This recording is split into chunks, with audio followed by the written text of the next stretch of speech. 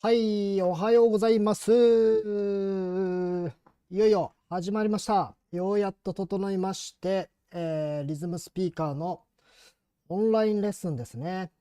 今回は体験レッスンということで、初めてタップダンスをやる方の、レッスンということで、無料版でございますね。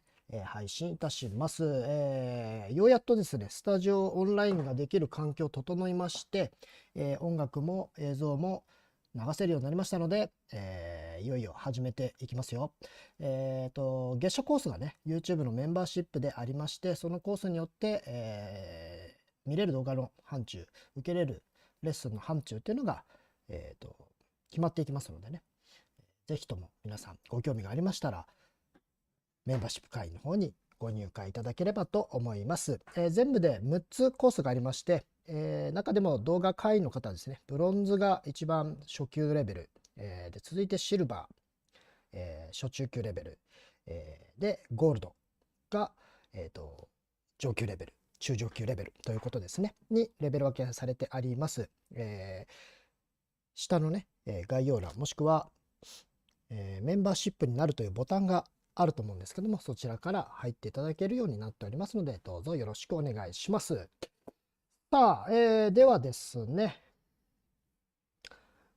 いよいよレッスンを始めていきましょう。このレッスンは初めての人向けにまず1時間ね、行いますので、ぜひとも、皆さんお楽しみください。では、最初はですね、靴の説明からですね。大きい画面の方がいいですかね。はい。シューズ。シューズはですね、ここにあります。これがタップシューズですね。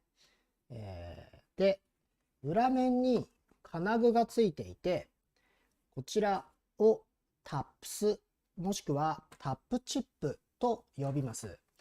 で、この裏についている金具を床に当てて音を出して踊るというのがタップダンスですね。ここにも書いてありますけども、タップダンスとは、靴の裏についている金具、タップスで音を出しながら踊るダンスですということですね。で、部位の名前があって、ここの平がボールですね。で、ここがヒール。で、先端がトー。この3箇所を使って主に音を出しております。ちょっとやってみますね。はい。平がボール。あ、マイクが切れてるか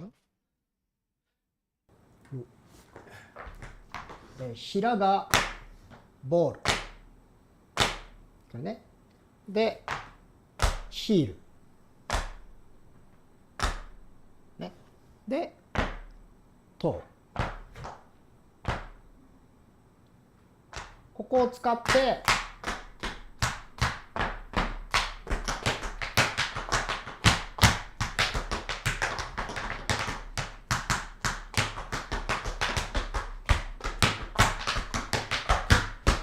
ね、音を出して踊るということですね。はい。では、うちのリズムスピーカーでは、基本ステップ8個、違った。今の V ですね。で、音を出す出し方、全部で5つありますね。5つ。まず1個目がキック、蹴るっていう動作ですね。蹴る。そう。で、2個目がピック、引っ張る。ね。引っ張る。ピック。で、3個目がステップ、下ろす。下ろすっていう動作ね。はい。で、4個目が、応用編で、ジャンプ、飛んだ着地で音を出す。で、5個目がスライド、吸った後ですね。吸った後。これ見えてるかな。これがいいか。吸った後。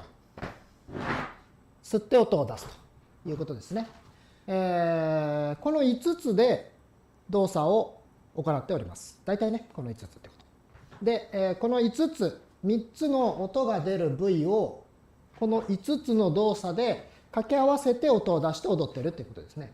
なので、ボールでキックとか、ボールでピックとか、ヒールでキックとか、ヒールでドロップとか、ボールドロップとか、こういうふうに使い分けているということですね。だから分かんないステップがあったら、まず3つのうちのどこで音を出しているかっていうのをキャッチすると。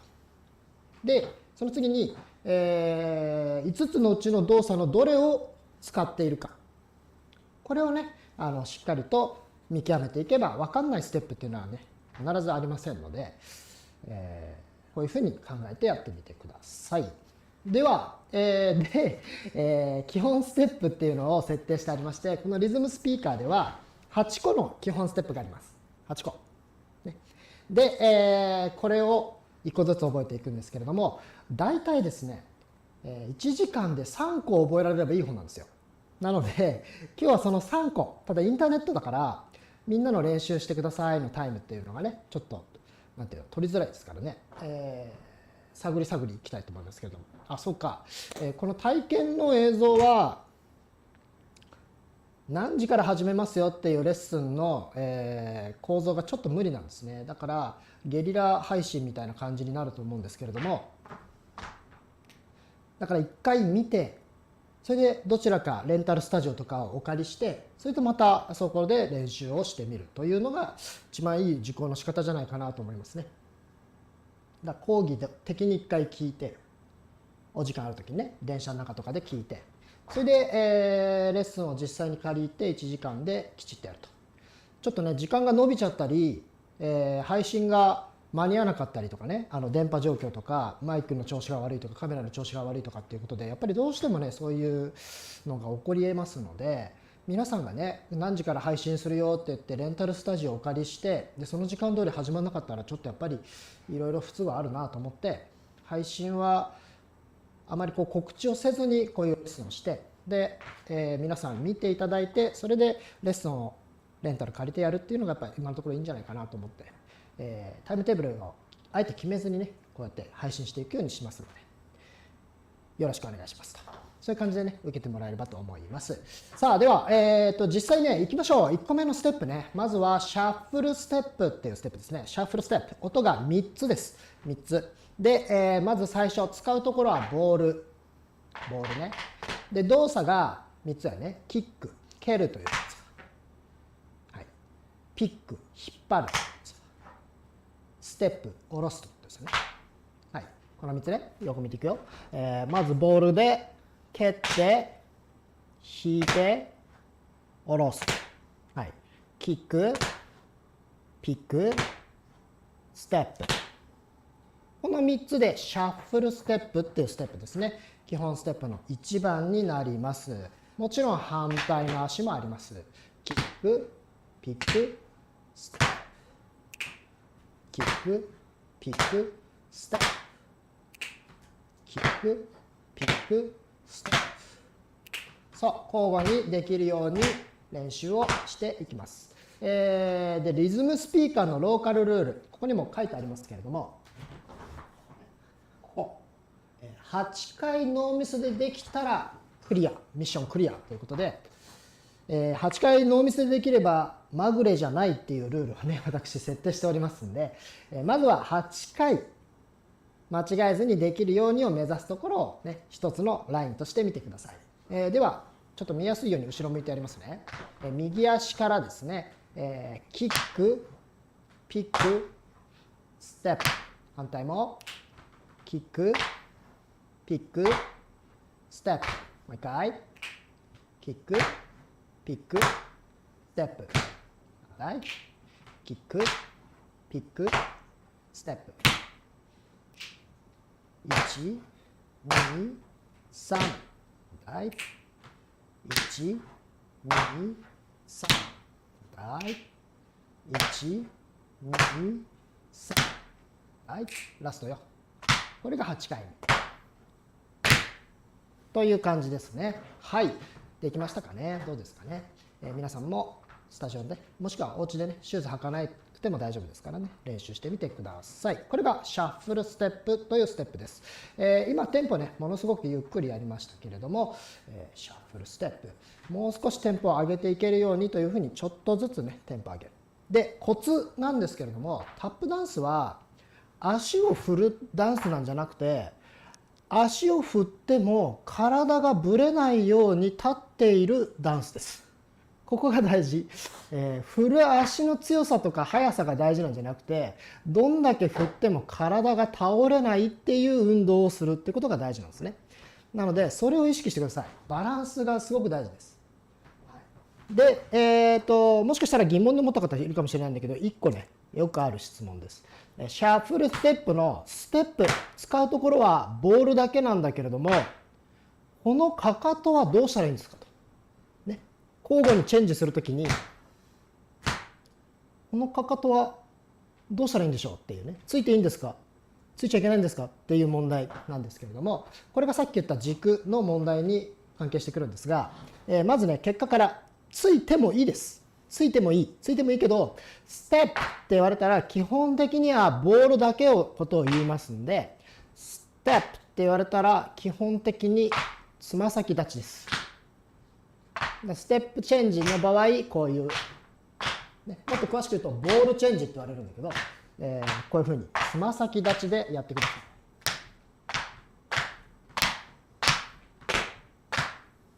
い。ね、つま先立ち。ただ、さっきも言ったように、タップダンスは軸が命なので、つま先立ちでふらつくようだと、ふらつく筋肉に刺激がいっちゃうので、この筋肉を使った運動になっちゃうんですね。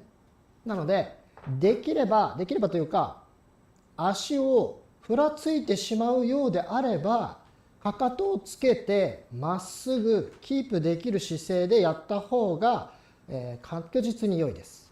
確実に良い。ただ、つま先立ちに行くつもりの立ち姿勢です。なので、つま先重心寄りに寄せていくけど、バランスを取るためにかかとをつけているみたいな感じですね。で、これが筋力が強くなってきたら、だんだんつま先立ちでも軸がぶれないように引き上げれる筋力をつけていくという感覚ですね。なので、最初はつけてもいいです。実際ね。で、ただ、つけるときに、音が鳴るほどギュンと下ろしてはいけません。ソフトに音が鳴らないようにつけてください。なぜなら、さっきも言ったけど、つま先立ちになる途中のかかとがついている姿勢なので、かかとを下ろしたいわけじゃないんですね。だからつま先重心だからソフトに下ろしましょうとね。バランスを取るために接地面積を広くしたいだけですね。これが注意ポイント。はい、これに注意してやってみましょう。では、一緒にね、8回チャレンジしてみましょう。まずはゆっくりね、どれくらいがいいかな。ビートがあった方がいいね。60ぐらいのテンポでやってみましょうか。皆さん、どんな音楽が好きですかね。今日は、メイソン、ドラマーメイソンに来てもらってます。もらってます、ね。AI ですけど。聞こえる？ちょっと小さいか音が。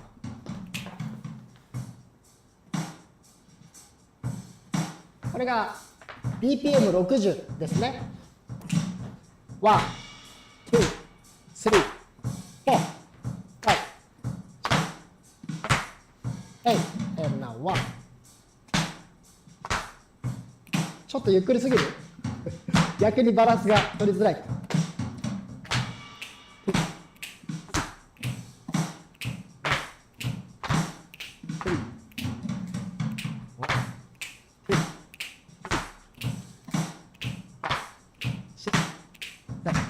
これで8回まずいってみましょう。BPM60 ですよ。右足から。よ、せーの。and one, two, and three, and four, five, six, seven, last stop, 8, OK、できた？これをチャレンジしてみてください。ではね、60は確かに結構遅いです。逆に片足で立ってる時間が長くなるんで、難しいです。バランスを取ってなきゃいけない時間が長いので難しいですね。この時間がね、ワン、ツーっていうのが長いのでね、まあ逆に練習にはすごくなりますけれども、まあ、この速さがちょうどいいという方はこの速さで、もうちょっとテンポ上げてみましょう。BPM80。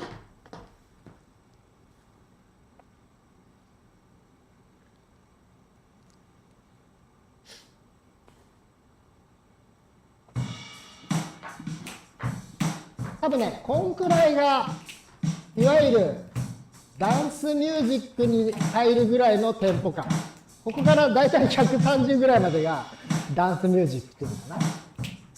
この辺は割と通る。ゆっくりね、リズムビートがキープできるぐらいですよね。ワン、ツー、スリー、フォー、ワン、ツー、スリー。この速さで8回取ってみましょう。5、6、7、の、1、2、3。2回目。3回目。4回目。5、6、7、8。できましたちょっとさっきの早いですね。もう一回やってみよう。5、6、5、6、7、の、1、2、3、4、5、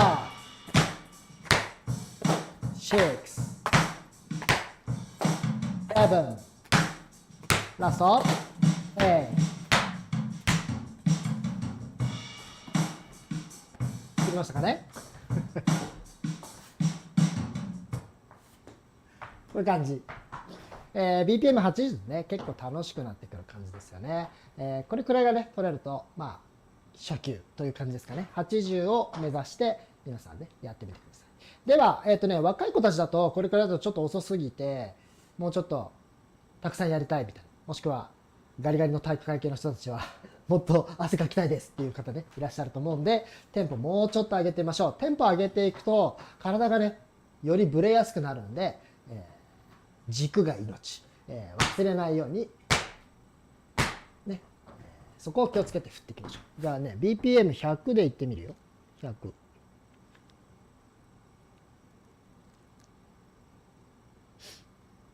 なんか質問がね、もし今見てらっしゃって質問がある方、チャットでね、質問してくれたら答えていきますからね。別に見るだけじゃなくても大丈夫ですよ。さあ、このね、体験レッスンとかもね、都度都度配信して、オンラインレッスンってことでね、配信していきますんで、皆さんも本当今受講してるみたいなつもりで受講していただいて、質問していただいて構いませんからね、お願いいたします。さて、BPM100、メイソン、イェー、は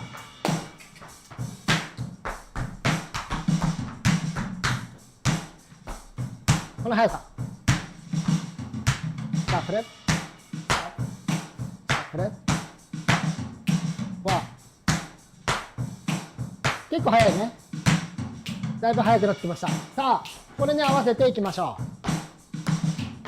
5、6、5、6、7、の、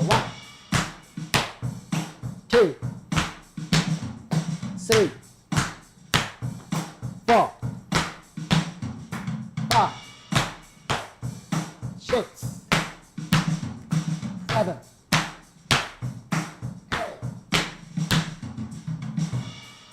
できましたはい、8回ね。結構これだとね、速くなってきました。最初のね、初めてタップをやる人だと、割と、グッとくる感じの速さだと思いますね。もう一回やってみようね。5、6、5、6、7、の、1、2、3、4、5、6、7、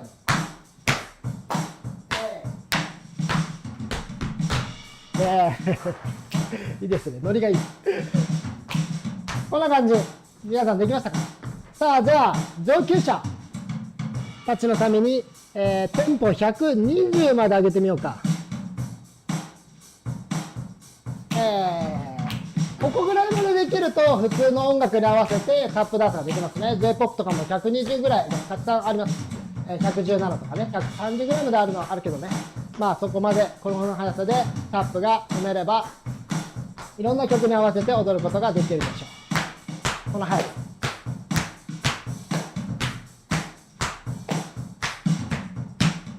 合わせていってみよう。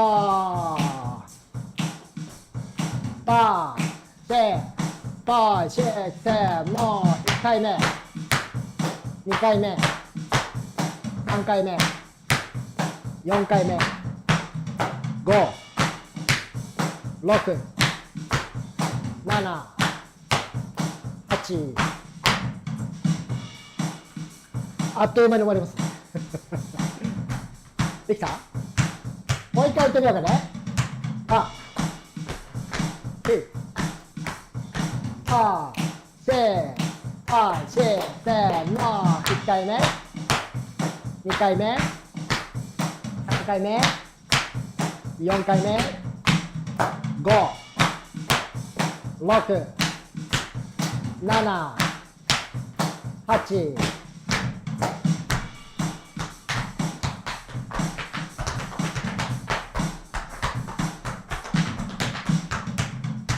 はいはい、どうでしょうか。できた？うん。こんくらいの速さでね、できるとかなり楽しくなってきますね。実際タップダンサーはそれを8ビート、8カウントね、8分音符、で取るので、今の1、2、3の取り方を1、2、3、4、5、6、7、8、っていうふうに取るので、さらに倍の速さになりますけれども、上手くなっていけばなっていくほどね、そういう取り方入ってきますんでね、ぜひとも練習してみてください。さあ、どうでしょう。これが基本ステップ1番、シャッフルステップですよ。できましたかね。何か質問がある人がいれば、どんどん質問してくださいね。さあ、どうかな。もう一回、エンドカウントで取ってみようか。みんなの目標な感じ。N2、N3、N4、N5、N6、N7、N1、N2、N の速さで倍で取ってるってことね。N2、N3、N4、N5、N6、N7、N1、N2、そう。若い子だと、この速さでも、とかダンス経験があったりすると取れるんですよね。1、2、3、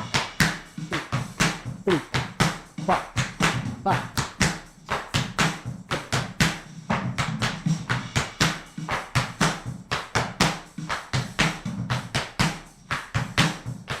もしくは、さらに、こ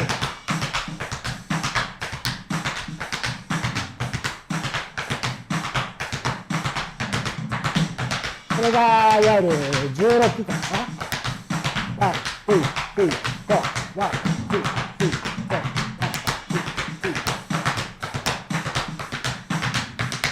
この速さになってくるとね、つま先立ちじゃないと、ね、難しくなってくるんじゃないかな。そう、速くなればなるほど、なるべく足が床にこう設置している時間を短くしたいので、狭いエリアでしっかりと、ね、シャッフルステップ、早くチェンジができるようにね。同じステップに見えないかもしれませんが、初心者の方はね、同じですよ。シャッフルステップで、シャッフルステップね。ボールで蹴って、引いて、下ろす。をやってるね。シャッフルステップ。ということですね。はい、OK。大丈夫かな？では、2番目のステップいきましょうかね。今日は1時間で3つ目標ですからね。2番目のステップいきましょう。2番目は簡単です。シャッフルステップヒール。さっきやったシャッフルステップの応用で、シャッフルステップヒールですね。最初のシャッフルステップ、音3つまで一緒で、今度4つ目が足されます。4つ目。シャッフルステップまでは一緒。ボールでキック、ピック、ステップ。で、4番目の音に、さっきヒールを下ろしていいよって言ったんですけども、ここで実はヒールを下ろす音を入れる。シャッフルステップヒール。シャッフルステップまでは一緒で、ヒールダウン。これを入れるね。これで音が4つになります。さっきは1、2、3、1、2、3、休みがあったんですが、今度は1、2、3、4、1、2、3、4。休みがどこにもなくなるんでね、体重移動がより難しくなってきますね。シャッフル、ステップ、ヒールですね。ゆっくりやってみようね。まず最初、キック、ボールキック、ボールピック、ステップ、and ヒールですね。1、2、3、4。後ろ見てるのね。1、2、3、1、2、3、4。1、2、3、1、2、3ということですね。はい。これが2番目。かかとがね、足されただけなんですけれども。お、どれ来たね。お、さくらさん、びっくり。おはようございます。おはよう。オンラインレッスンついに始まりました。環境が整いまして。質問でもね、毎回。これ本当にもうオンラインレッスンっていう感じでやりますんで。で、この体験レッスンはもう初めての方用のね、体験でやってますけども、どしどし質問もしてください。なんだろうね、こう、本当にインターネット上でレッスン受けてるみたいな感じを目指していってますんでね。今はまだみんなの映像見れないけどね、そのうちみんな撮って送ってくれれば、ここをこういうふうにしたらいいよっていうね、ちょっとタイムラグが起こるけれども、そういうふうにレッスンできたらいいなと思ってやってますんで、よろしくお願いします。はい。なんかマイクとか大丈夫だよね。聞こえてますよね。これでみんな通勤時間中にレッスンが受けれるでしょ。なんだ、シャッフルステップヒール。シャッフルステップヒール。シャッフルステップヒールね。はい。これをやっていきますよ。例によって、BPM65 で最初、60でいってみようか。ね、最初60からいって120までやって、倍速になったってことだからね。60とちょっとね、ゆっくりだから、逆にむずい説ありますけれども。あ、聞こえてます。ありがとう。そうそう、それすごい心配だったんだよ。ね、やっぱマイクとかね、実際に聞いてみないと分かんないね。さあ、では、基本ステップ2番、シャッフルステップヒールいってみるよ。いや、めっちゃゆっくり。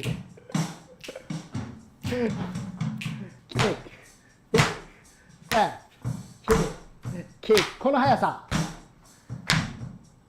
この速さ。いいですか？はい。で、書いてありますけど。書いてあります。8回ノーミスでできたらクリアですから、それを目指してますよ。8回ノーミスでできるようにをやっています。さあ、右足から、5、6、せーの、1回目。2回目。3回目。4回目。5、6、7、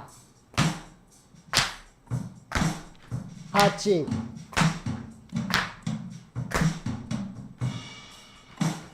できた？そうだ、さっき言い忘れたけど、早くできればすごいってことじゃないからね。ブレずに綺麗にできたら、最初から何回も言ってるけども、やっぱ軸がすごく大事なんですね。だから自分のブレない速さ、軸のキープ力でできるのが一番いいですからね。テンポアップの方が楽しいっていう方のためにどんどんテンポをね120まで上げてってますけども、それができなきゃいけないってことじゃない。むしろそれが体がブレちゃうのに、それをやるとマイナス効果ですので、ブレた時の筋肉がついちゃうね。そっちの筋肉を鍛えないように、ブレないように筋肉をしてください。ブレてない方がブレてない筋肉が使えてるってことですね。早くやってブレちゃうのがそのうちブレなくなるっていうのはここのブレている今の振り幅のところの筋肉が強くなっていってるだけだから、それブレなくなっていってるのじゃなくて、最初から自分の姿勢がきれいなポジションで、そこを使ってさらにそこでブレなく振るっていうことが、そのポジションの筋肉を強くするっていうことになるんでね、みんなその辺を間違えないでね。こうやってこう早く踏めば踏むほどこうやってどんどん沈んでいっちゃう。でこれ沈んでいったこのギュッと支えた力でタップダンスやると、この姿勢の筋力がついちゃうからね。そこを間違えないようにしてください。ゆっくりやんないと維持できないようであれば、ゆっくりがいいんですよ。ゆっくりの方が体に効いてるってことね。そこを間違えないようにね。はい、いきましょう。もう一回ね、60bpm。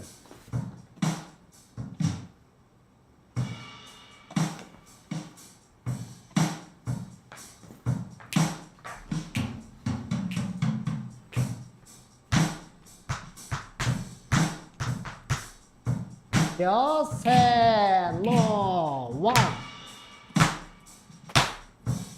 間違えた2番とかシャッフルステップヒール、シャッフルステップヒールです。 OK、 5、6、7、の1、2、3、4、5、6、7、8、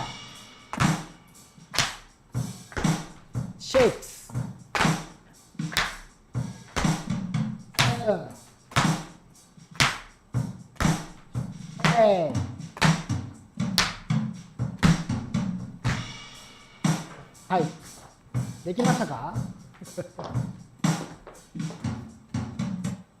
できましたかね。いかがでしょう。あ、誰か来たね。あ、おはようございます。早いですね。そうなの。今日からね、ようやっと1月もっと本当は早くね、オンラインレッスン開講する予定だったんですけれども、ちょっといろいろ電波とかパソコンのシステムの環境でね、ようやっとできるようになりました。ね。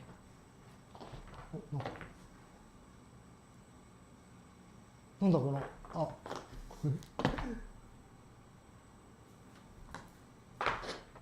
なんかちょっとハレーションでスタンプが見れない。あ、できたか。できた。こっち側の部分。俺が作ったスタンプだった。できた、ナイス。そうそうそう、こういうスタンプね。こういうスタンプでレッスンがパッとみんなでね、レスポンスできるようにっていうことでこれ作ったんですよね。もう一回とかできたっていうスタンプ、これ作ったのに自分でモニターがハレーションして何て書いてあるか見えないっていう現象が起きました。こっち側の暗い方で見えました。できた、ナイス、いいですね。そうそう、そういうふうにこうやってやるとレスポンスがさ早くて、あ、じゃあ次行こうみたいな感じになれるんでね。こう文字を打つとできたって3回打たなきゃいけないじゃない。できたってポチッとスタンプで押せるようにっていうふうに作りました。ぜひ活用ください。シャッフルステップヒールね。シャッフルステップヒール。ね。今のが 60bpm でした。ちょっと bpm 足りないよっていう方のために20ずつ上げていきますよ。続いて、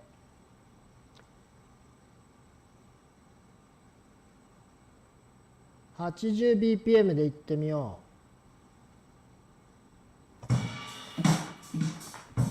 ご自分で作ったスタンプですよ。それな。ああ、これ速さ 80bpm。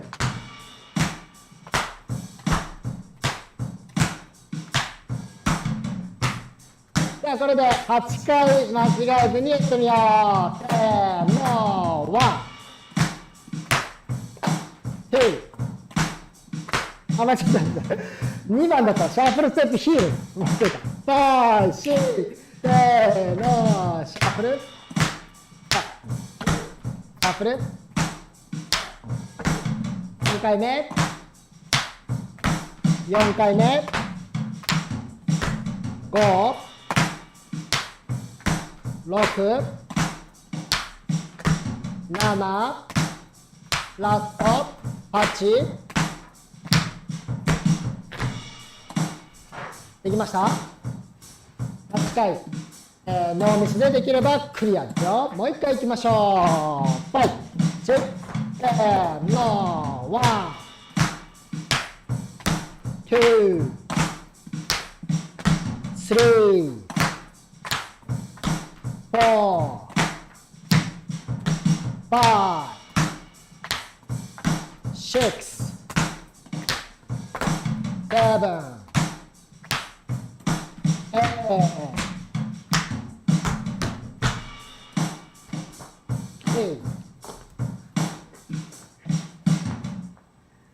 はい、80bpm でございました。できましたか？やっぱチャットがあると嬉しくていいね。ありがたい。楽しいです。ね、受講してくれてる方がいるんだなと思えると楽しいです。ありがとうございます、チャットね。できたもスタンプも活用してもらって嬉しいです。もう最初にこれを構想して作ったスタンプでさ、昔に作りすぎてもうすでにそれちょっと忘れてました。シャッフルステップヒール。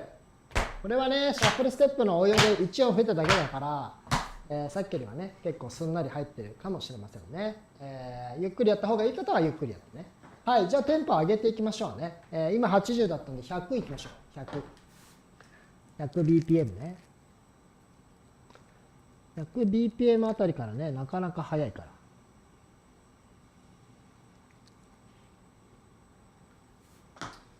8人もいるの？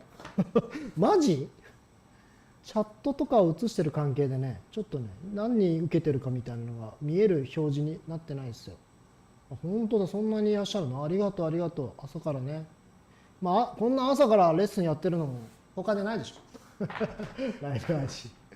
僕はね、根っからのタップマンなんで、本当に朝から晩までずっとタップダンスなんで、ね、あんまりこういうのも関係ないですけど。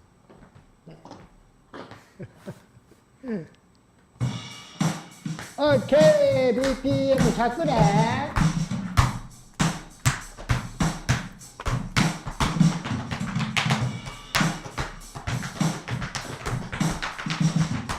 シャッフル、ステップヒール、シャッフル、ステップヒール、シャッフル、ステップヒールね。5、6、7、no、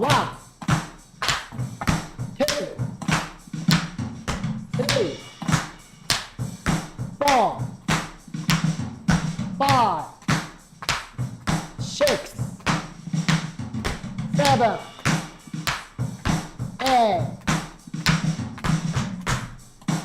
できました？ 8 回ノーミスでできたらクリアですよ。もう1回いってみようね。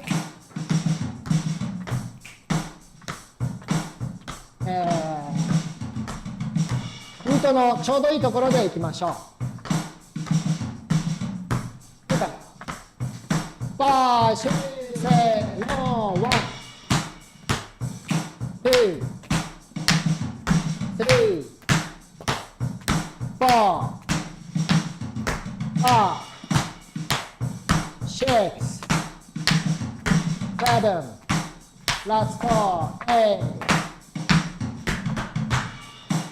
はい、OK。できた？はいはい、できました。これは基本ステップ2番ね。シャッフルステップヒールですよ。蹴って、引いて、置いて、ヒールね。何か質問がある人いたら質問してくださいね。チャットとこの映像のタイムラグがあるんで、もう先に進んじゃってるって思うかもしれませんけれども、対応していきますんで、チャットしてみんなそれちょっとタイムラグね、30秒から、環境によっては1分とかね、遅れて見ていらっしゃる方いらっしゃると思うんで、あとね、今自分が見ているところがオンタイムだと思ったら、ちょっと手前を見てたみたいな、巻き戻し状態のところでから見てた。一番スクロールを、どっちっていうの？右？この下のさ、スクロールを一番右にしたら一番早い、Now の状態を見れますからね。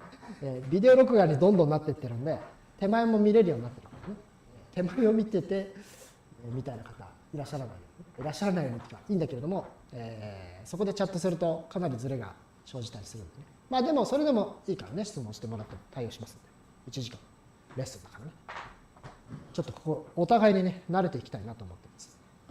はい。シャッフルステップヒール、基本ステップ2番 BPM100 でやりました。できたかな。結構早いでしょ。間にさ給付がないから足をスイッチするときに右足左足でチェンジするときにすぐチェンジしなきゃいけないね。これ結構早いと思うんですよ。慣れるまでね少し時間かかるかもしれない。はい、では、上級者レベル BPM120。い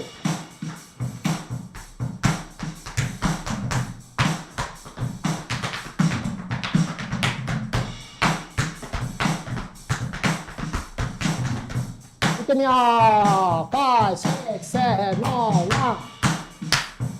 1、2、3、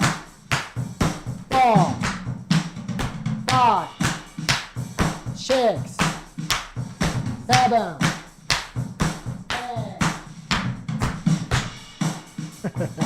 8回ですよ。8回ノーミス。8回ノーミスを目指してください。もう一回行ってみよう。5、6、7、1、2、3、4、5、6、7、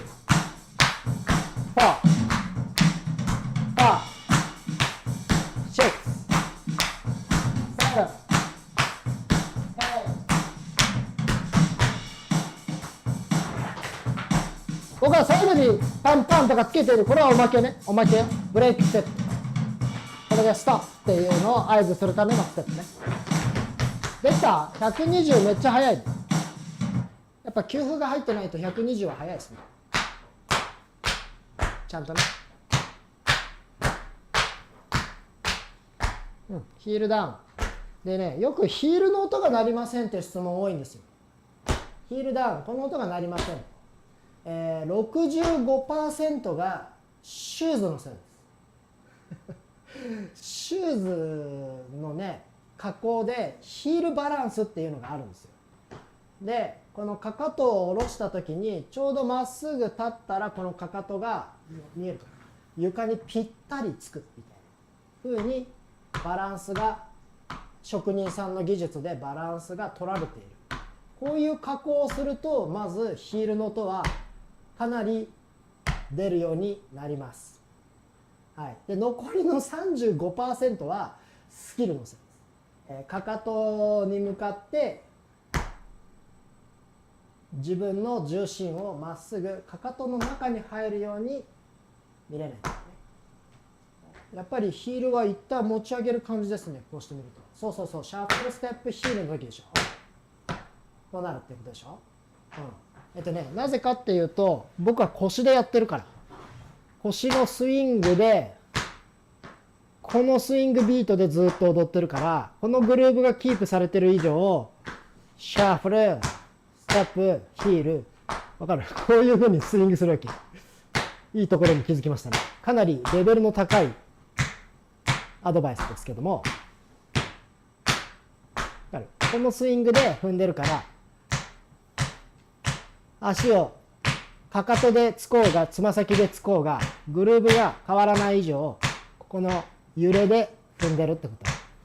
だから自分の筋力で足を上げてるんじゃなくて、勝手に揺れがつくことでヒールが上がって降りるっていう 1and2and3and4and1and2and3and4and1and2and3and4 っていうことなんだよ。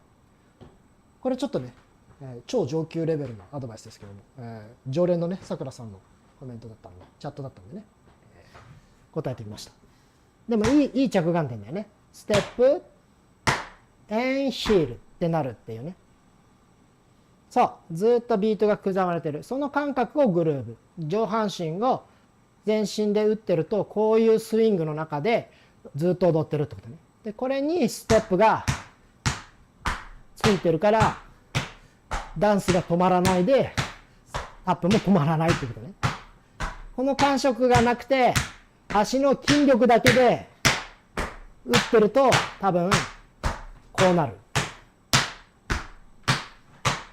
僕はもう自然とグルーブが入っちゃうから揺れが入っちゃうけども、なんか1、2、3、こんな感じに多分なるかな。この筋肉で打つとね、筋肉で打つってなると、多分こういうふうになる。じゃなくて、音楽の1 and 2 and 3 and 4 and 1 and 2 and 3 and 4 and 1 2 and 3 4っていうこの上下運動がなくならずにタップを踏んでると、必然的に軸側の軸力の方で踊ることになるんで、ヒールが上がってるように見えるけれども、ヒールを上げてるんじゃなくて揺れが止まってないってことね。こういうふうにずっと動いてると、この揺れが止まんないってこと。ワン、ツー、ツーね。はい、それを意識してやってみるといいでしょう。ちょっと上級者向けのアドバイスでした。初心者の方は、今のはあんまり考えすぎるとね、分からなくなっていくと思うんで、単純に1、2、3、4でいいですよ。これ初心者用にやってるとか、まあ一応体験だから、本当に初心者の人にも見て分かるような、すごい最初のアドバイスから始めているけれども、別に上級者の質問しちゃいけないってことじゃないからね、大丈夫です。どんどん見てる方質問してください。でこの体験レッスンも今録画取ってって、で24時間これずっとライブ配信みたいなデータでずっと回しながらライブ配信していきますんで、でさらにまた新たに体験レッスン自体僕がね本当にやるレッスンもやっていきますからね。さあ、ではテンポが今120最後までいったのか。はい、ではいよいよラスト。ちょうどだ1時間、今日の山場パドル&ロール、これがね最初の人たちはみんなめちゃくちゃ時間かかると覚えるの。これをやっていきましょう。ではまず見せようかな。基本ステップ3番パドル&ロール。この概念は初心者のうちに知っておきたい感じもします。確かに確かにね、確かに。ただ逆にこうやりながらやるっていうのがすげえ難しいと思うんで、ただ概念は知っておいた方がいいね。踊ってんだって、踊りながらタップをやるってこういうことだっていう概念は知っておきたいね。タップだけのスキルをやるってなるといらないんだけど、踊ってるように見える人と踊ってるように見えない人の違いは、タップのスキルだけをやってる人と音楽のグルーヴをやりながらそれにステップを入れてる時ってね、いい時で見えてよかったです。はい、ナイスです。毎回やってきます。OK、では3番パドル&ロールね。ヒール、まず気をつけの状態が準備ね。はい、で右足からいくね。まずは準備、これがポイントです。準備、はい、でヒールダウン。パドル&ロールね、リズムスピーカーではヒールスタート、ヒールダウンスタートで教えてます。どう言ったらいいんだろうね。ヒップホップっぽい音楽に合うリズムスタート。ヒールダウンからスタートしてます。ヒールダウン。ヒールダウン。はい。これが1。1。気をつけの状態から、準備、音が出るとかね。5、6、7、1。このヒールダウンでスタートするっていう運動が日常生活にあまりないので、ここが本当に皆さんね苦労するところです。ヒールダウンが1、and 1っていうことね。and 1、and 1。このスタンバイはこれが大事ってことね。はい。で、1。さくらさん、おはよう。ついに始まりました。ウェブレッスン。でもさくらさん、ごめんなさい。仕事サボってみて。この時間に戻りました。どんどんやってきますから。ようやっとね、インターネットで配信できるのが、本当はもっと早く始めたかったんだけど、どんどんやってきますんでね、これから。お楽しみに。and 1、and 1。そしたらそのまんま2。and 1、2。5、6、7、and 1、2。はい。2はね、ヒールタッチです。ここが2つ目のポイント。ヒールダウンからヒールタッチですね。タッチ。これが1番、2番シャッフルステップとかシャッフルステップヒール、さっきやったステップの動作残像が残ってて、ヒールダウン、ヒールキックアップしちゃうんだよ。キックしちゃう。ヒール、ヒールってキックしちゃうんだよね。これはね、別に間違いというほどの間違いではないんだけれども、後半このスタイルで覚えると、ちょっとテンポアップとかに不利益になっていくんで、ヒールはタッチでストップしましょう。ヒールステップに近いんだけども、ややキック、間ぐらい。キックでアップしないってことね。ヒール、タッチ。動作的に言ったらキックなんだけど、みんなキックっていうとこうやって蹴り上げるみたいなイメージあるでしょ。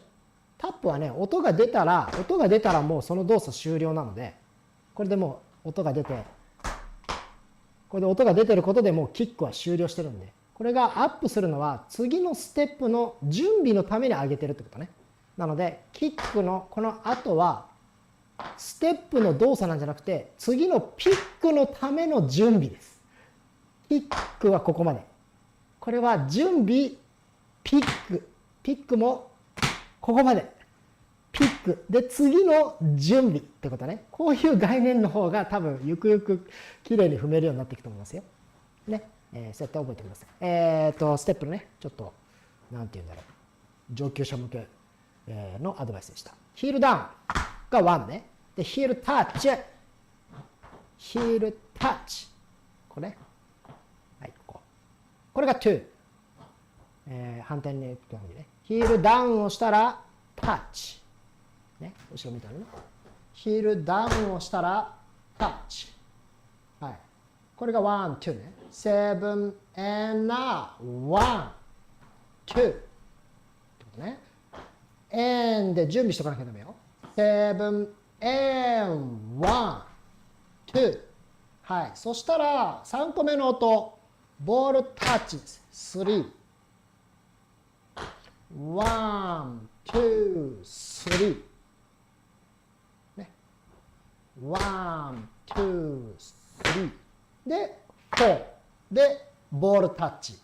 この音4つで、パドル&ロールっていうステップです。1、2、3。で、反対ももちろんあります。1、2、3。これをずっと繰り返せるように。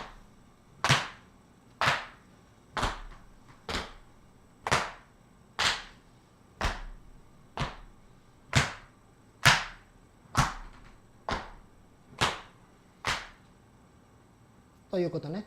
はい。これを覚えていきます。ちょっとね、体重移動が急激に変化したので、1番、2番からね、3番になったのが急激に体重移動が変化したんで、ちょっと混乱している方いらっしゃると思いますけども、ゆっくり覚えていきましょう。まず気をつけの状態から準備。この時につま先が離れないように。これ結構います。つって足が思いっきり上に上がっちゃう人ね。これダメですよ。これダメ。はつま先ついたまんまヒールダウン。なんでダメかっていうと、下ろす時につま先の音が鳴って音2つになっちゃうから。かかとだけの音がしたいので、and down ね。and 1。ですよ。7 and 1。2。で、ヒールタッチ。3。ピックアップ。4。ですね。よく見てやるよ。1、2、3、4。で、反対側が1、2、3、4。and 1、2、3、4。and 1、2、3、4。ということね。お、さくらさんがさくらさん。さくらさん同士の会話。はい、びっくりです。朝早いからね。びっくりです。嬉しいですけど、ありがとう。うちの先生の説明がしっかり頭に入ってからの練習するのとでは、何もわからないまま練習するのとで、全然習得時間が違うし、自分でも目指すところが分かって、自暴自棄になってたの。ありがとう、ありがとう。ね、ゆっくりと。動画のいいところはね、生はね、ものすごい情報量とこの空気感っていうのをね、体感できるけども、ネットのいいところはアーカイブに残って何回でも見れるっていうね、自分の速さで覚えれるっていうところが本当にネットのいいところですからね。あとは場所関係なくっていうね、いつでもどこでもこれ見て練習できるということで、そういう感じでネットのハイブリッドでやってますんでね。もちろんここにいらっしゃれるときはいらっしゃってね、受けるのもよし。地方の方とかね、ここまでは来れないけれどもっていう方はネットでもね、十分覚えれるように考えながらやってますので、ぜひいいように活用するが一番いいですよね。はい。では、パドルね。ヒールダウン、ヒールタッチ、ピックアップ、ステップ。ヒールダウン、ヒールタッチ、ピックアップ。ちょっと早いか、ステップ。そう。気をつけから、and one, and two, and three, and four。で、反対側。and one, two はヒールタッチよ。キックアップにならないように。タッチ、ピック、アップ、で、ステップ。これは次のかかとの準備になっているように、つま先立ちでタッチしてください。で、反対側、ヒールダウン。かかとはタッチするだけ。ピックアップで、ボールピックで音が出て、ステップってことね。音4つ出るよ。音4つ。1、2、3、4。反対も1、2、3、4。ってことね。はい。よくある、ミスは、さっきも言ったけれども、最初のヒールダウンスタートの時に、つま先も上がっちゃって、音が2つになってしまう。これダメね。共通の状態からつま先はつけたまんまスターマンね。and one。ね。はい。続いて、ヒールタッチの2がキックアップ。これも浮いちゃう人いるね。1が成功したんだけど、2って前に蹴り上げちゃう。蹴り上げちゃう人。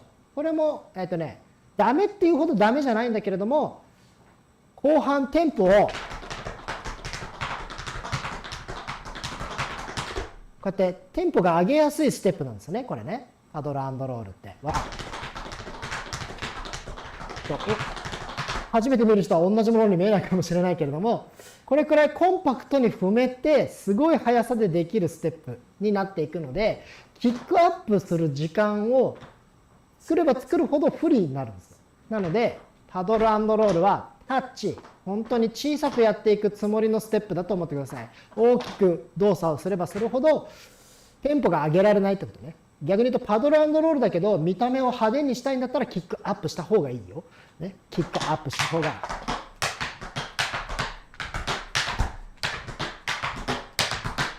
スイングしちゃうけど。ディドゥッタダ、ディドゥッタダってね。でもこれも別に間違いだよね。パドル&ロール。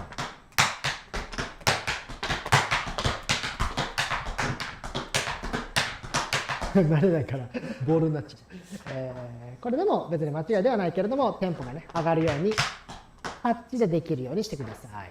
はい。で3つ目、ピックアップ。これはボールね、ボールよ。ボールを当ててますよ。ボール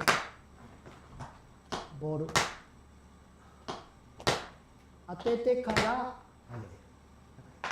1、2、3、1、2、3ですよ。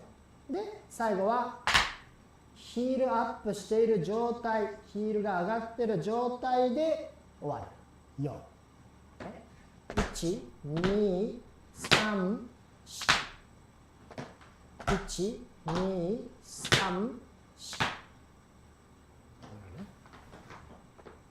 1、2、3、4。一緒か。こっちからやるか。1、2、3、1、2、3、1、2、3、1、2、3、ということね。ああ、そうだよね。こうやってやっぱり伸びちゃうんだよな。オンラインでさ、8時、9時でレッスンやりますって言ってさ、みんな例えばちょっと準備の時間だからって言って7時半ぐらいからレンタル借りて9時で終わるって言ってたからって言って9時までレンタルして90分レンタルでって言うと、このオーバーした時間を受けれないとかさ、こういう問題起きるよね。だからちょっとゲリラ配信みたいな感じでやるからね。それで今日のレッスンちょっと90分以上なんかのりさんノリノリで説明しちゃったなとかっていうオーバータイムも、ね、レンタル時間と兼ね合いを合わせてできるように一回見てからレンタルして受けるみたいな。僕は元来時間をなかなか守れない人間なので、そういうふうに受けていただくのが一番いいかなと思って、あえて時間告知せずにやってますんでなんだいつやるんだよと思っちゃう方ね、すいませんけども、一応皆さんのお金の無駄がなるべくなくなるようにと思ってやってますんでご了承ください。はい、ではパドル&ロール音に合わせていきましょう。 60bpm から。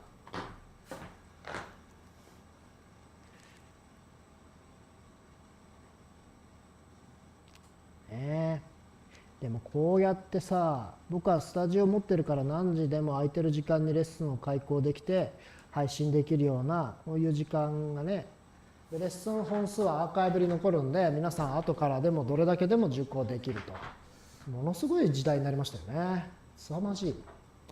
よし、メイソン、じゃあドラム、イエー、ガレージバンドにいるドラマーメイソンがビート60をキープしてくれてます。さあパドル&ロールゆっくりでけれども、1この速さ1、体の軸がぶれないようにいってみよう。8回ノーミス目指して1、2、3、4、はい、2、3、4、3、4、あと4回は、はい、6、はい、7、ラスト8回目のビッグステップ。できました？しっかりね、できます。ゆっくりやっても体の軸がぶれないようにやるっていう練習はかなり良い練習です。早く踏めるよ、もう私は早く踏めるよっていう方、遅く踏む練習、これすげえ大事ですから、どこまで自分は遅く踏めるのかっていうのはいい練習ですよ。やってみてくださいね。さあもう一回いってみよう。5、6、せーの、1、2、3、4、はい、2回目、3 and 4、3回目、3 and 4、4回目、3 and 4、5、6、7、ラスト8回目、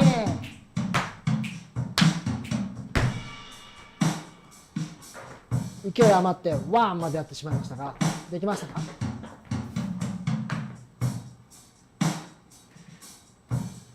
さあテンポを 80bpm に上げていってみましょう。イエーイ、リズムに乗ってパドル&ロール、右足から8回せーの、1、2、4、2、and 3 and 4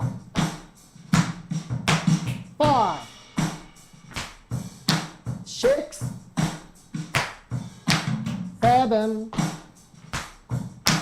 8。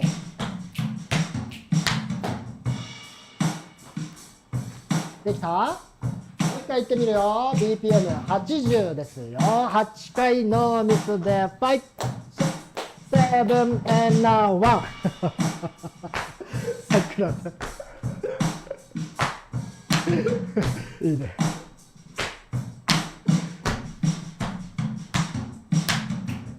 5回目、6回目、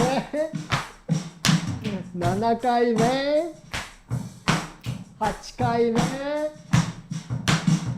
OK やったって、社長が出かけた。一緒にセットしよう。大丈夫、お仕事も大事ですよ。後からでもできるから。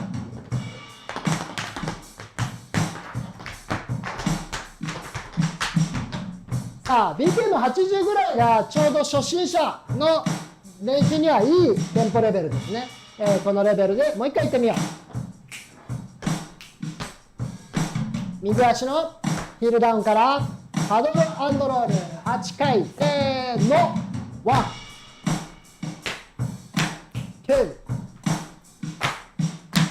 2、3、4、5、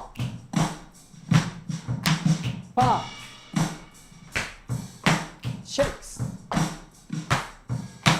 7、8。OK。じゃあテンポを上げていってみよう。 BPM を100にアップします。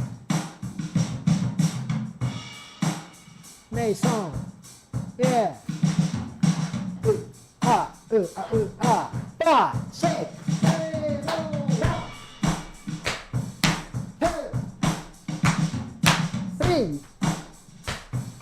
5、6、7、8。できた？もう一回行ってみましょう。右足からパドル&ロール BPM100 でいくぜ。5、6、7、8、1、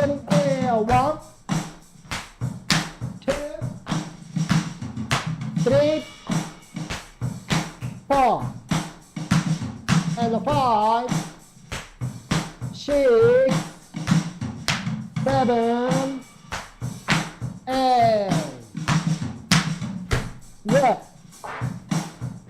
やっぱいいっすね。ビートがあるのはいいね。できたから。結構早いでしょ。ここまで来るとだいぶ早い。しかし120までいきます。120だと普通の J-POP とかでもイエーよく聞くぐらいのテンポ。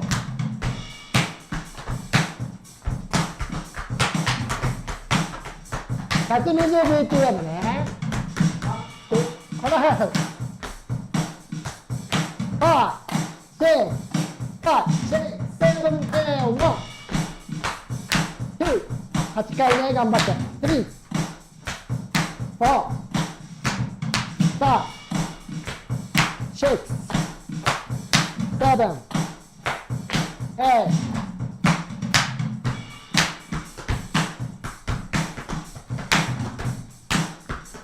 行ってみよう。6、7、1、2、3、4、5、6、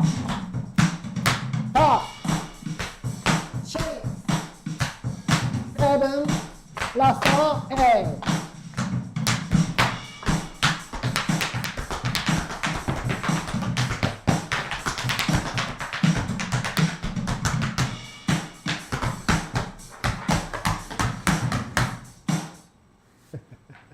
OK。さあ、できましたか？これが、今日のテーマ。ここにある。ステップメニュー。1番、シャッフルステップ。2番、シャッフルステップヒール。3番、パドル&ロールでございました。さあ、こんな感じですよ。体験レッスン。皆さんどうでしたかね？はい。この3個の基本ステップを巧みに使っていろいろね組み合わせを入れ替えたりしてレッスンじゃないや振り付けねにしてみたり、バッキングビートで楽しんでみたりいろんな音楽に合わせてやってみてください。ということで、これね初めてオンラインという感じで配信してこの後すぐブロンズ会員さんのレッスン、シルバー会員さんのレッスン、ゴールド会員さんのレッスンもちろんプラチナや、ダイヤモンドの方は全部見れるね。ゴールド会員になっていただければ、すべてのレベルのレッスン動画が見れるようになりますんでね。メンバーシップ会員、ぜひ皆さんよろしければご入会ください。よろしくお願いします。あとね、良かったよっていう人は、マジでチャットとかスーパーサンクスでぜひ、これも書いてありますけど。口か。口か。下。ね、レッスンの活動支援いただけたら大変に助かります。受講料金だよって言ってね。そんな感じで投げてくれれば。これからはこういう体験レッスンとか、僕以外の先生のワークショップとかも、もしくはね、行ければ海外の先生とかのオファーも、取ってね。で、事前に予約いただいてとかでレッスンしたりっていうのも行っていこうかなと思っております。ぜひともこの新しい感じね、インターネットの中に、YouTube の中に、受け放題コースのタップダンススタジオがあるみたいな感じですね。そういうつもりでイメージしてもらえればいいかなと思います。月謝コース制になっていて、無料のレッスンももちろんたくさん配信しますが、ハイレベルクラスのレッスン、有料クラスのレッスンもたくさんやっていきますので、ぜひともこれからもよろしくお願いします。ということで、また次回お疲れ様。この後、ブロンズ会員レッスンやります。